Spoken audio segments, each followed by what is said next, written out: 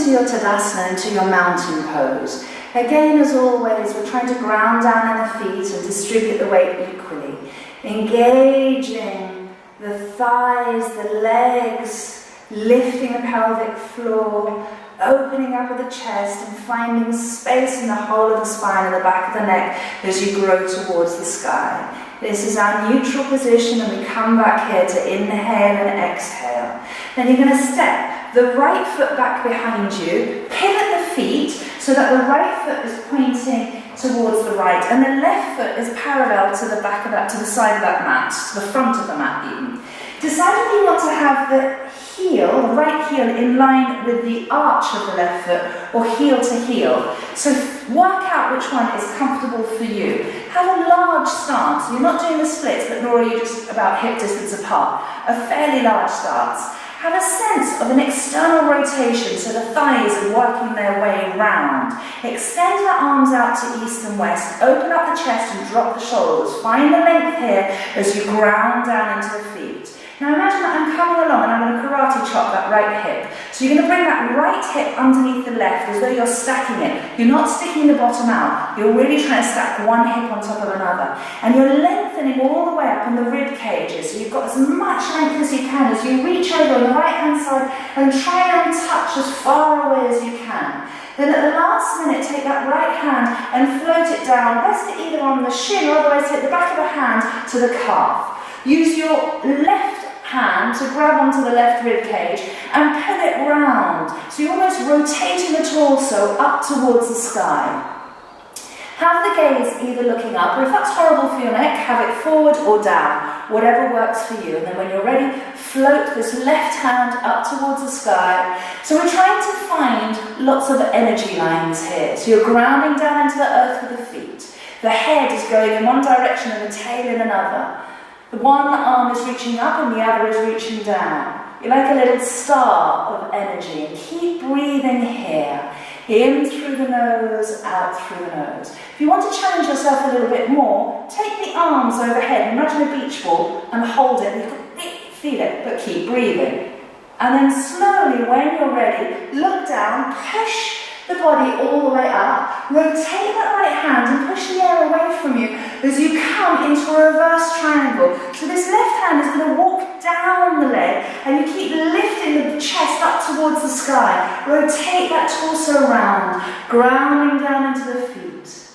Breathing steadily in through the nose, out through the nose. Remember, you can do what you want with your head, whatever is comfortable. And then slowly bring the body all the way back up to center. Keep the arms nice and extended, and then don't move the torso. All you're going to move is that right knee. Can you see? Nothing's moving apart from this right knee. Check that the knee is over that ankle. Grounding down into the feet, Warrior 2, Virabhadrasana 2. Grounding down, lengthening up at the top of the head, firing your fingers, dropping the shoulders down.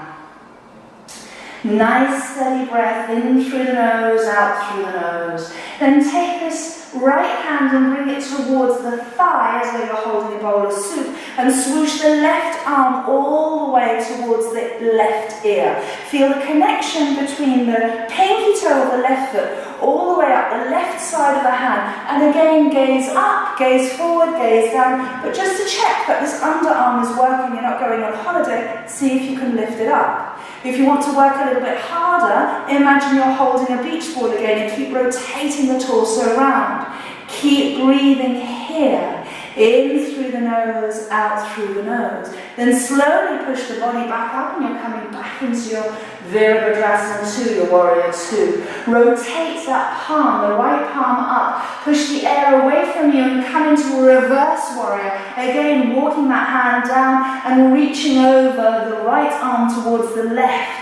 Keep rotating the torso up. Nice steady breaths. And slowly come back into your Warrior 2. This time we're going to do a little vinyasa. So windmill the hands all the way around that front foot, stepping back with that right leg coming into a high plank, where your shoulders are over your wrists. Exhaling down into a low plank. Release the feet, push the body up into an upward facing dog where the chest is popping through the arms, and then slowly rolling over the knees, All the toes, come back to your downward facing dog. Take a relaxing breath here, and then slowly step the right knee in towards the chest. Come into a plank position as you hover that knee in towards you, and then slowly lower that foot between the hands. Windmill the arms all the way up, and we'll do the same on the other side. So you're pivoting the feet. Now the left foot is pointing to the left, the right foot is parallel to the back of the mat, grounding down on that back pinky toe, the blade of that back foot. Again, decide whether you want to have the heel in line with the arch or heel to heel. Extend the arms away from you, nice and alive, ground down on the feet, drop the shoulders and lengthen up. Karate chop yourself on your left hip, so you're tucking that left hip in, not out. Stacking one hip on top of another, reach towards that left and lengthen all the way from the rib cage, lengthen and breathe, and at the last minute slowly float that left hand down towards the shin or the back of the hand towards the calf. Rotate the torso round. Again, you can hold on to that right rib, rotate that right rib up towards the ceiling as you reach up towards the sky, and find your energy lines here, breathing in through the nose, out through the nose. Nice steady breath.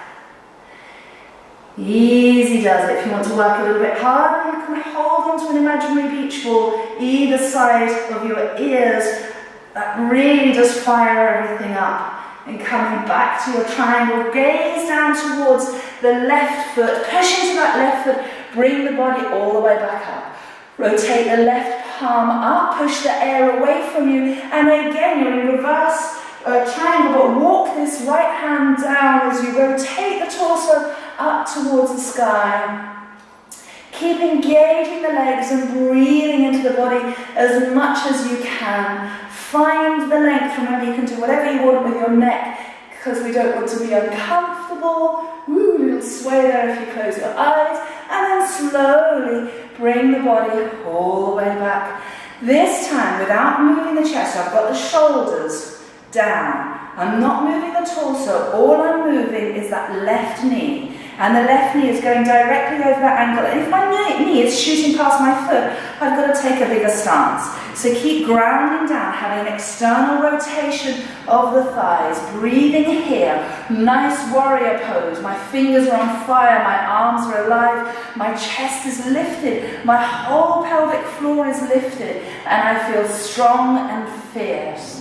Then I'm going to take this left hand and bring it towards the thigh, the left thigh, bringing the right arm over towards my right ear. Rotate the torso around, finding the length between the little pinky toe of the right foot all the way to the little pinky finger of the right hand. Keep breathing here. Check that I'm engaging my core. I'm just going to lift that arm up, or otherwise I can extend that bottom arm out by my ear, holding onto an imaginary beach ball. In through the nose, out through the nose.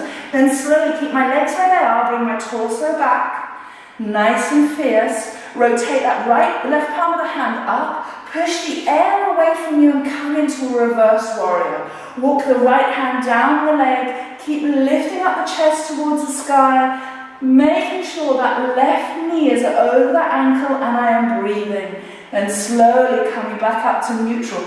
Windmill the arms all the way to that front foot. Stepping back into your high plank here. Nice long line where my shoulders are over my wrists. Easy breathing. I'm going to take a few breaths here. Head is going in one direction, heels in another. Keep pushing the floor away from you so there's a slight sense of lift between the shoulder blades, not the whole of the upper back. Easy breath. Remember, you can drop the knees down at any point, but we're just working on our strength here. In through the nose, out through the nose. Then I'm going to bring the elbows in and I'm going to come down halfway to the count of 5. So coming down 5, 4, 3, 2, 1. Release the feet, push the body up, open the chest, drop the knees down. Roll onto the bottom and come into a well-deserved child's pose. And breathe here. You can do what you want with your hands, hands in front of you, potato the hands, hands behind you, whatever you wish. Come back to the breath. Allow the breath to sink into the base of the spine. And then when you're ready, slowly come up to kneeling and make yourself a cup of tea.